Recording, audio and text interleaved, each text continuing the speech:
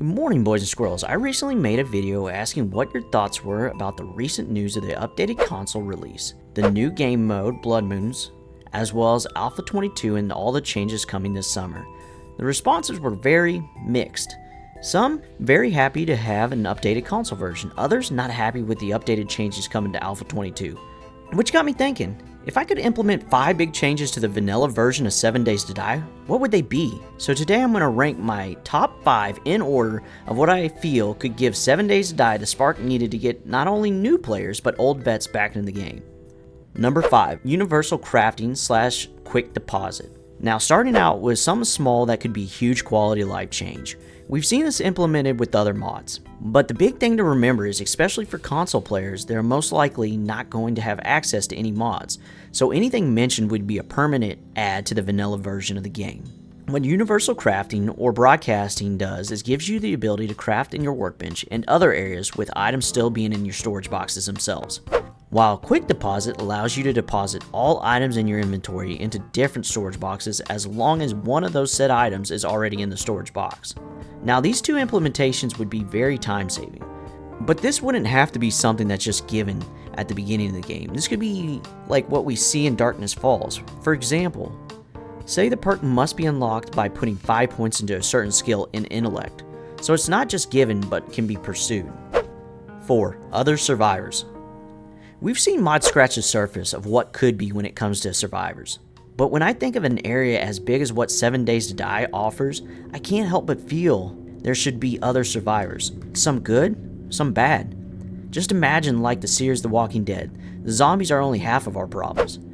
There's others out there, even communities out there, that could be out to get you or kill you, or looking to offer you protection, or just asking for aid in exchange for money and items. This one would definitely be a big project, but just imagine interacting and recruiting NPCs that had their own small talent trees that you could customize to fit your very needs.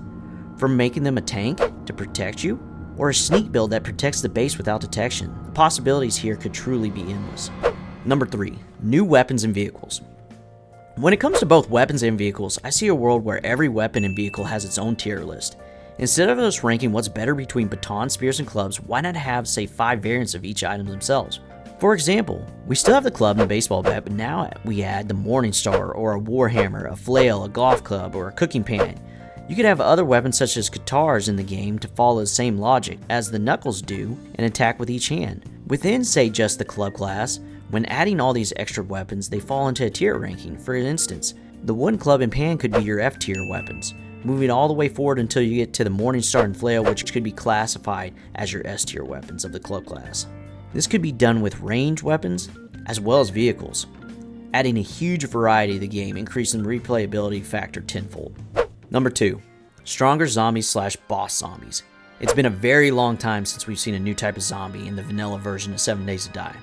In my head, the Fun Pimps could collaborate with someone such as Kane, the Darkness Falls mod creator, to help implement and bring this to life. It doesn't have to be all demonic style zombies, it could be anything. I picture people who died weapon in hand, such as the guitar. And now you're facing a zombie that not only can hurt you if it hits, but causes massive bleed damage with every strike. I see other zombies, besides the screamers, that have their own abilities, such as being able to command other zombies. Could you imagine, instead of how we all build our standard horde bases with hatches and corridors, just picking off zombies as they come?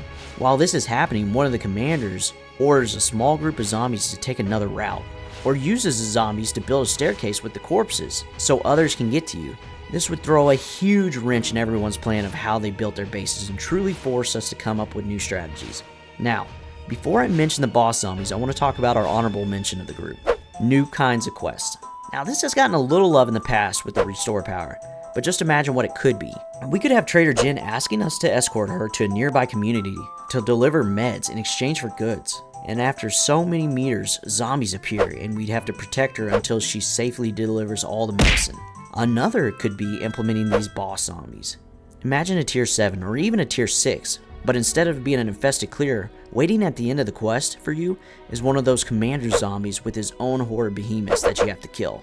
Maybe just like the Wild West mod, some of these boss zombies have to be killed with specific weapons. The possibilities here could honestly be endless. Now, for my biggest change I'd like to see implemented into 7 Days to Die. Number 1, a story or adventure mode. This suggestion right here could bring survivors, as well as all my other suggestions to life, because now we're turning one of the game modes you play into a story mode that has an endgame. Now, Darkness Falls has a story mode, but it just scratches the surface of what could be.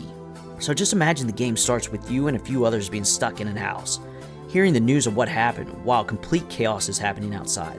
The local news lets you know a fortified camp has been set up on the edge of town, where they're accepting survivors. So your first mission is to escape this house, taking what resources you and the others can carry and make it to this camp. From there, the story could just keep progressing. The actions and decisions you make could have lasting effects on not only you but your group. Now that's just a start, but the possibilities for a story mode could be endless and something that could be really unique for 7 Days to Die. Now that's my list of top 5 things I'd like to see added to 7 Days to Die in the future. With that being said, what else would you like to see added to the game? Let me know in the comments below. Make sure to like and subscribe, and I'll catch you in the next one. Peace.